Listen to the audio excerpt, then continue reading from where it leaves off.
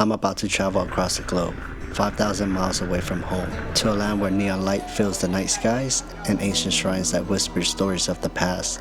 This isn't just a trip, but to rediscover the essence of inspiration in the heart of Japan. Join me in a place where inspiration isn't just discovered, it's experienced. Welcome to Japan, our first stop, Tokyo.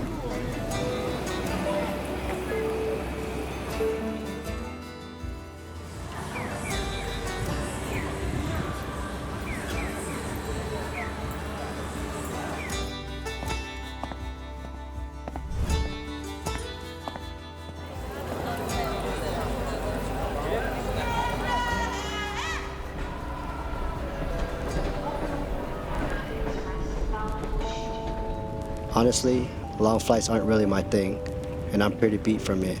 But to tell you the truth, stepping into Japan feels surreal. I can't believe we're here. Today's plan is simple. We're going to unwind and recharge because starting tomorrow is go time. So let's get it. Welcome aboard the Narita Express bound for Shinjuku. This train will stop at Tokyo, Shinagawa, and Shibuya.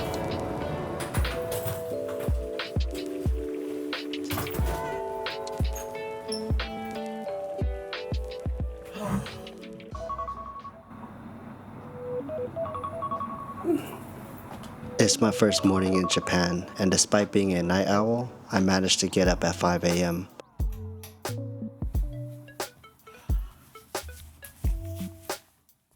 Japan's humidity caught me off guard. It's way more intense than I expected, but hey, it's just another part of this adventure, right?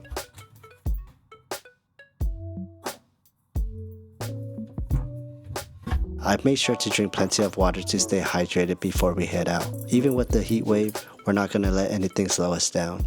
So now that I'm fully charged and hydrated, let's get this day started. Shinjuku, what a nice district. If only things were actually open. I guess I started my day a bit too early. Nothing really opens up until 11 a.m. It makes sense though, since people here stay up late drinking at the bars. We even witnessed a few people still blacked out on the streets. At least Family Mart is still open. It's our 7-Eleven equivalent, but just 10 times better. You can find one, if not multiple, on the same block. Today, I got the spam musubi with an apple juice, and Michelle got an egg sandwich, which definitely shouldn't be slept on.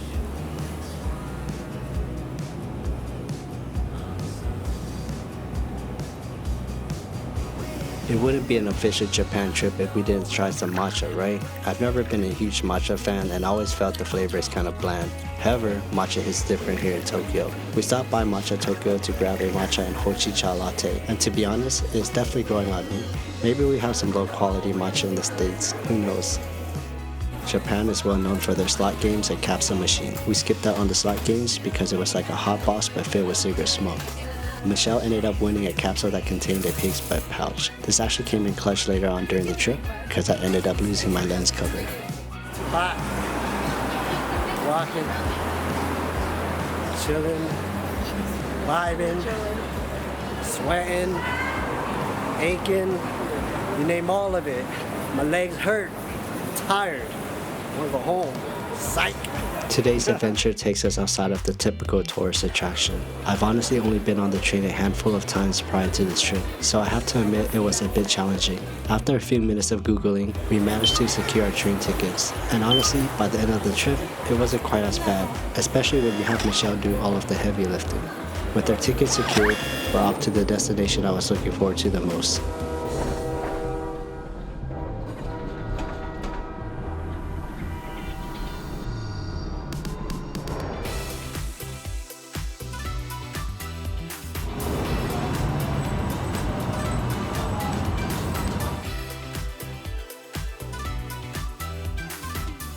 Alright, so we just made it to Sendai, around 3 hours to get here. We had to get onto 2 different trains, but we're not even done yet. The reason why we actually went here is because we're actually going to go see the Sendai Daikannon statue.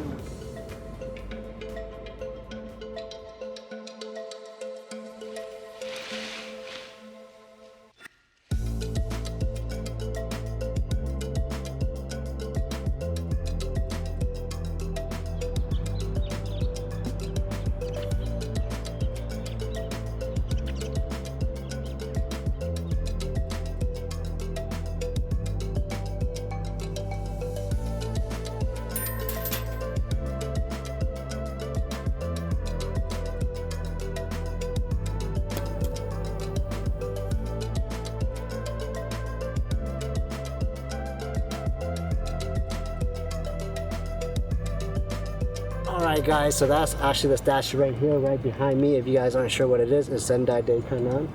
It's pretty much the 8th largest statue in the world.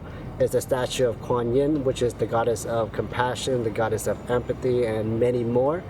To me personally, it holds a special place in my heart because I actually have a tattoo of Kuan Yin on my right arm. To be able to see such a large statue in person is a bit mind-blowing. If you're in Japan, I highly recommend you to go make a stop and check this place out because I feel like a lot of people don't actually go and check it out. 330 feet or 100 meters. This thing just has so much detail. But other than that, man, I'm gonna go ahead and get out of here because it's starting to rain. We're actually taking the bus and we saw this night market of some sort or some sort of event going on near Sendai Station. Worst case, there's not any food, but I'm pretty sure there is some. There's a bunch of food, but yeah, let's check it out. I mean, it looks poppin'.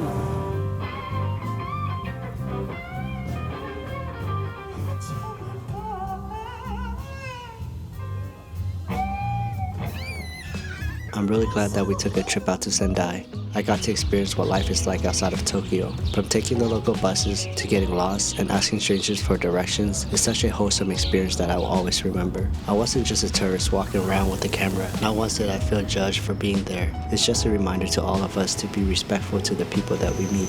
If Japan can do it, why can't we?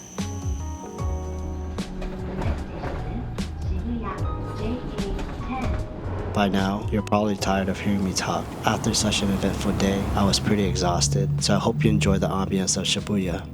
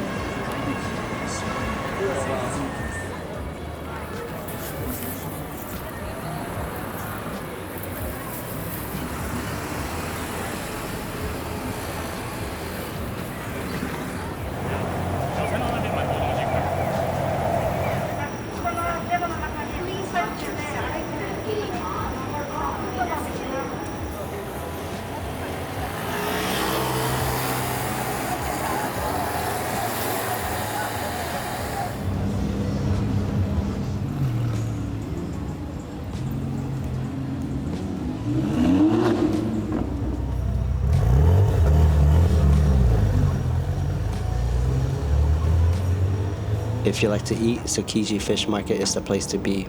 Also known as Japan's food town, it's about a 30-minute train ride from Shibuya. Here you can find a variety of wholesalers and retailers, but we really came here for the food. I'm talking about an assortment of fishes and seafood that you could possibly imagine.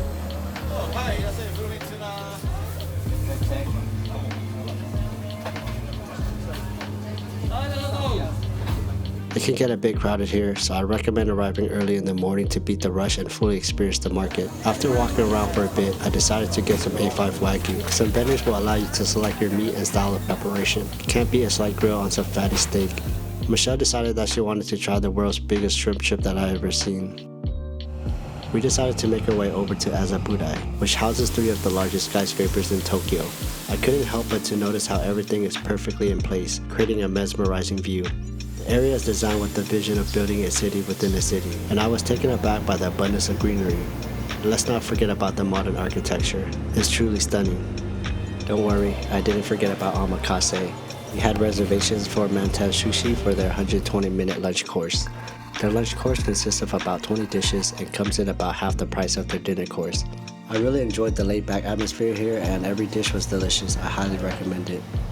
Now that our stomach is filled with food, there's only one thing left to do here. We sat around to get away from the heat and waited for the sun to set.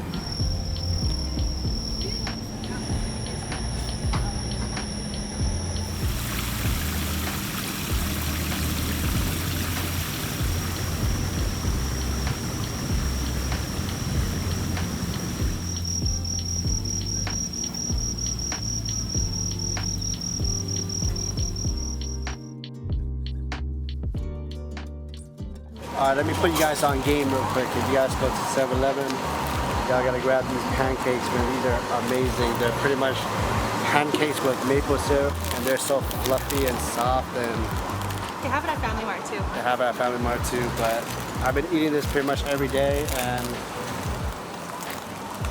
if you're low on energy, I've been grabbing one of these drinks, man. It's so addicting. If they had this in the States, I probably would have a whole box of it, but this is pretty damn good. Some tips for in case you guys go to Japan.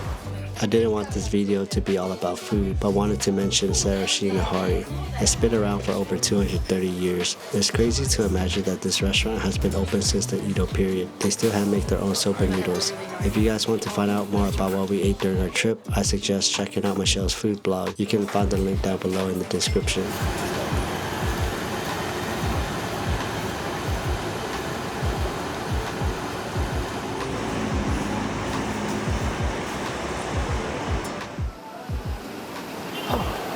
Alright guys, so we just ate some bomb ass soba. I'm so full and it was so cheap. They actually make their own soba, so if you guys are interested in checking it out, I'll drop the link below. So for today, Michelle and I are thinking of going to TeamLab. We went yesterday, but unfortunately we weren't aware that you need to buy tickets beforehand, so they were sold out. But when we checked online again later on that night, they had some for the next day. So if you guys are in town and hoping to check out TeamLab, definitely try to get your tickets a day or two beforehand.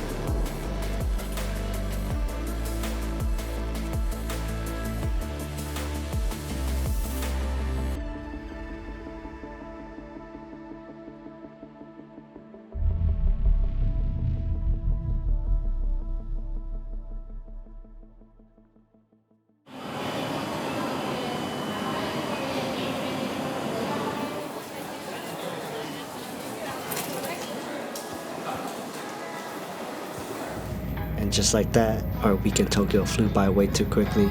I guess we're headed to our next destination, Kyoto and Osaka. Let's get it.